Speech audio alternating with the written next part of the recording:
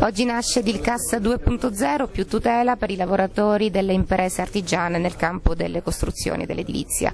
Quali sono i vantaggi di questo accordo?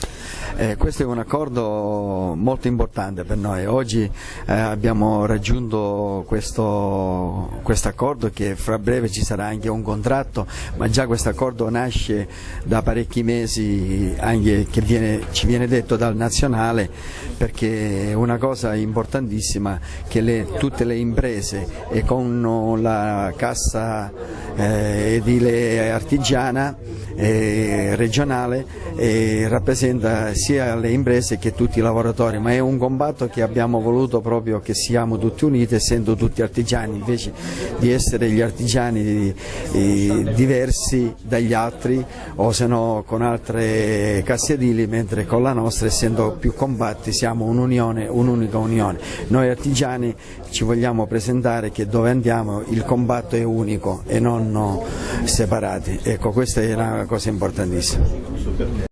Il settore dell'edilizia è in crisi, negli ultimi anni si sono perse imprese, si sono persi soldi. Oggi Confartigianato, Casartigiani e CNA insieme per il rilancio del settore. Sì, diciamo che è un settore che soffre una grave crisi già dal 2008 e che purtroppo ancora non ha risvolto. Diciamo che stiamo attuando tutte le politiche possibili affinché questo settore venga rilanciato. Abbiamo un tavolo aperto con la Regione e anche a livello nazionale affinché vengano applicate le modifiche al codice dei contratti necessari a calmierare i ribassi d'asta che sono arrivati oltre il 40%. Attraverso l'accordo con Confartigianato, Casartigiani e CNA, unendo le forze, cercheremo in tutti i modi e in tutti i tavoli possibili di spingere e di rafforzare, diciamo, quelle che sono le nostre richieste.